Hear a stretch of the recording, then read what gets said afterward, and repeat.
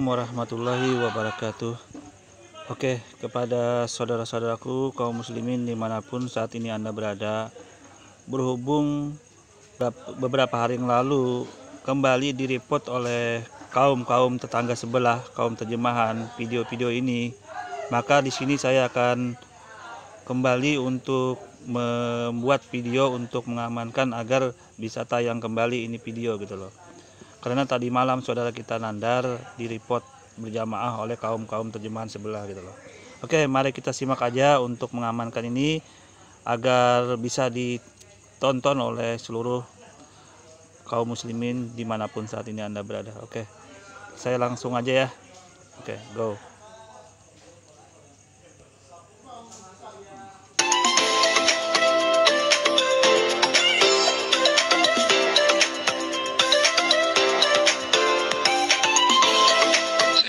Bismillahirrahmanirrahim. Assalamualaikum warahmatullahi wabarakatuh. Bismillahirrahmanirrahim. Ar-Rahmanirrahim.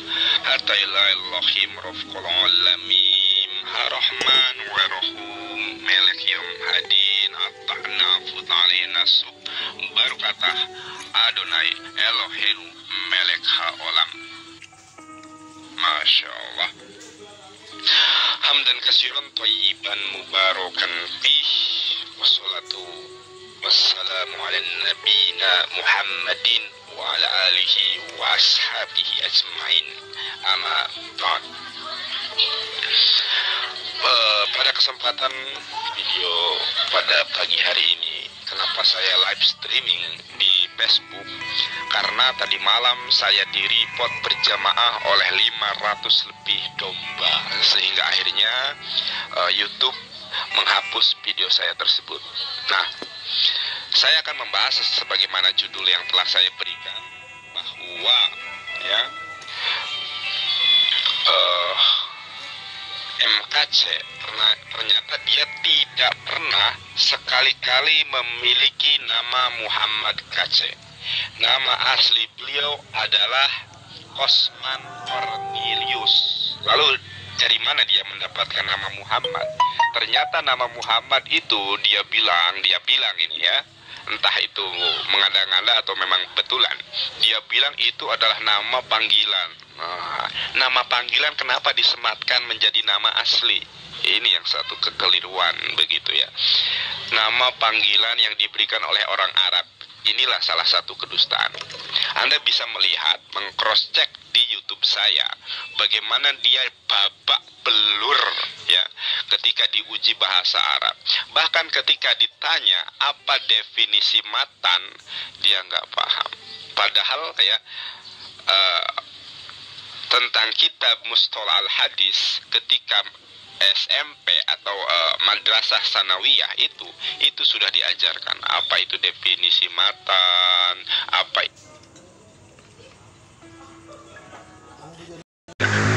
tidak mungkin tidak terjawab oleh seseorang yang menamakan diri adalah kiai. Tidak mungkin. Ini adalah suatu kedustaan yang dibuat oleh Osman Cornelius ya. Tidak pernah memiliki nama Muhammad. Dia nama aslinya adalah Osman Cornelius.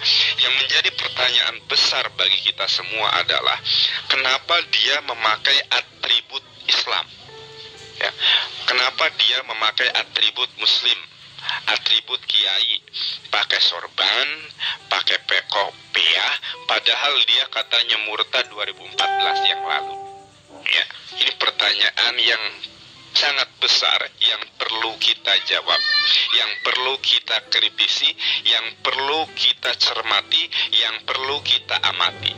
Kenapa ya dia memakai sorban, memakai kopiah, sedangkan dia mengaku sebagai murtadin 2014 yang lalu.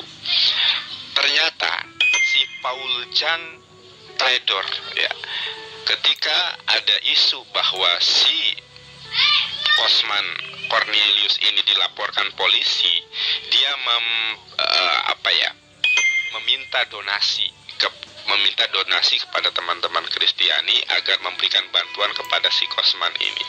Si Kosman ini memberikan nomor rekening. Nah, kita punya saudara yang namanya Muslim menjawab. Beliau adalah salah satu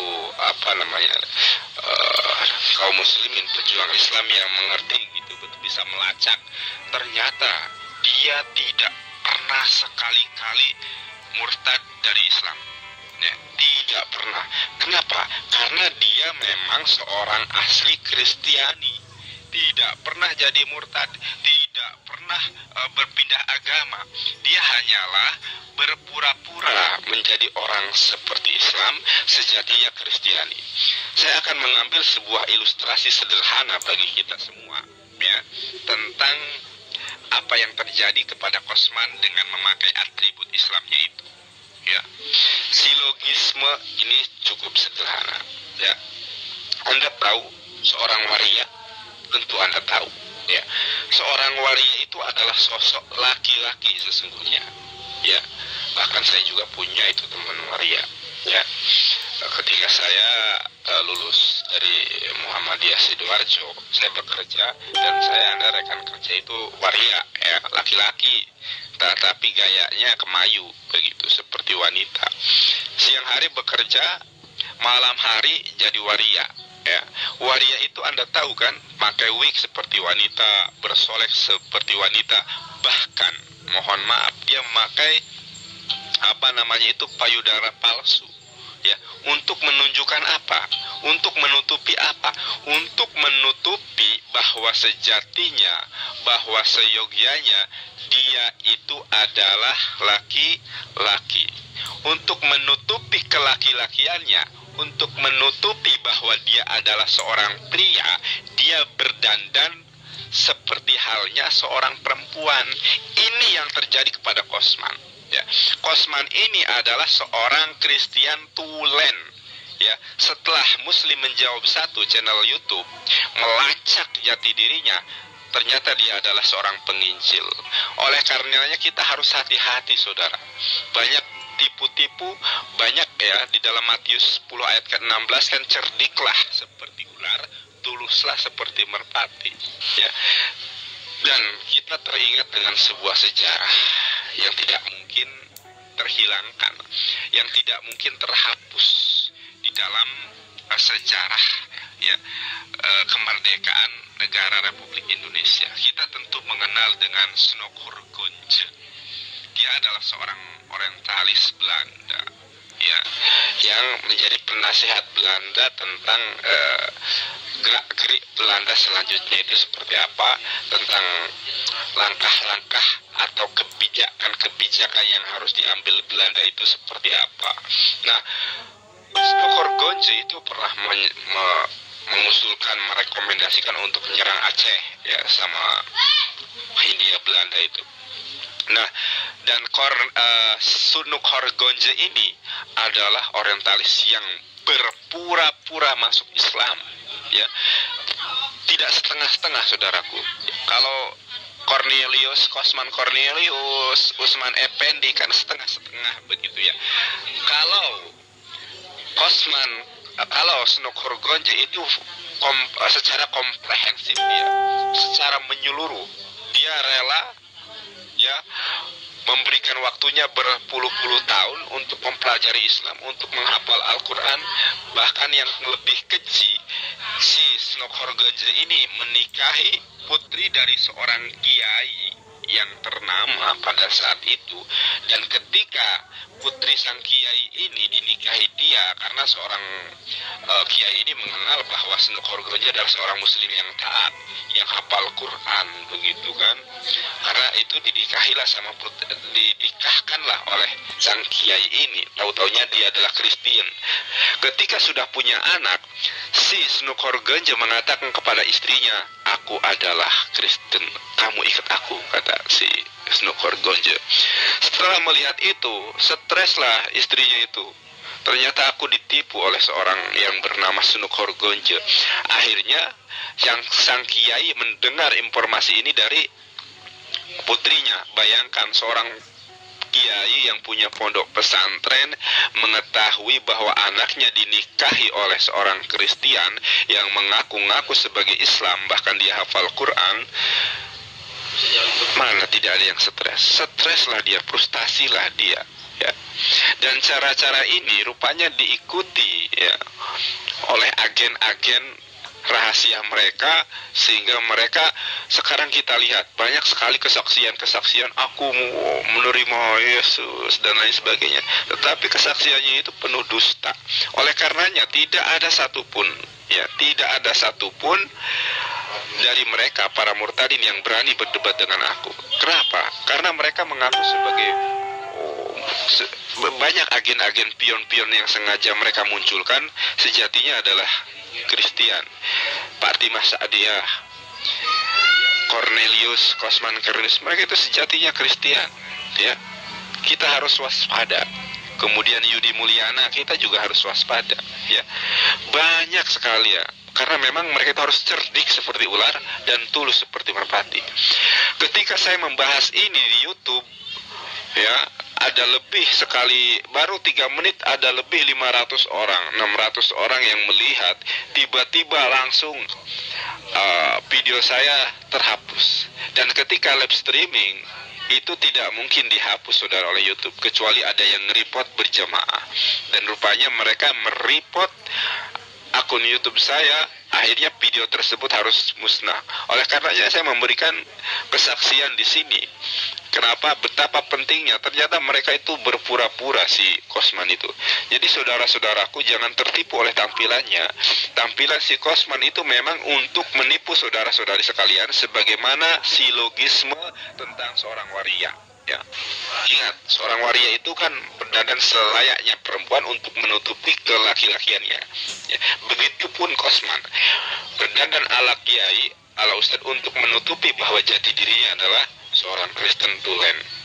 Muslim menjawab, bisa Anda cross check langsung ke TKP. Muslim menjawab telah membongkar habis identitas dia. Ya, ternyata dia itu 2014 itu bukan murtad. Sebelum itu ternyata dia itu penginjil, asli Kristen, bukan Muslim. Jadi kalau memang Anda ingin menunjukkan kesalahan Islam, silahkan berdebat dengan saya di Gerah Mu'alaf. Jangan membuat kedustaan. Ya, kita negara hukum, bro. Jangan membuat kedustaan. Kalau berani berdebat dengan saya, ya, tunjukkan bahwa memang kamu menerima kebenaran, dan saya akan menunjukkan bahwa kamu adalah sebuah kedustaan. Terima kasih. Assalamualaikum warahmatullahi wabarakatuh. Oke, itu tadi kita simak ya apa yang disampaikan saudara kita Nandar ya. Nah, ini kasusnya kita tunggu aja nanti kepastiannya, ketindaklanjut dari kepolisian yang sudah dilaporkan dari teman-teman kita untuk kasus dari orang yang bernama Muhammad KC tersebut gitu loh. Identitasnya sudah kita lihat sendiri. Yang jelas dia mengatakan buku Sapinah itu sesat gitu loh. Itu masalahnya, menyamakan dengan kitab suci Al-Qur'an, dan itu yang jadi masalah, bukan masalah perdebatan agama lagi ini gitu loh. Jadi kasusnya MKC ini, dia mengatakan buku Sapinah itu suatu ajaran sesat, dianggapnya sama seperti Al-Qur'an. Itu yang jadi masalah gitu loh. Jadi kaum terjemahannya biar tahu ini masalahnya, apapun yang terjadi, walaupun agamanya dia tidak jelas posisinya sekarang ini, itu dia tetap tidak menghilangkan posisi penghinaan, mencela kitab Sapinah itu, buku Sapinah itu gitu loh. Itu yang perlu dipahami oleh kaum terjemahan gitu loh ya. Oke, ini aja informasinya. Kurang lebihnya saya mohon maaf. Wassalamualaikum warahmatullahi wabarakatuh.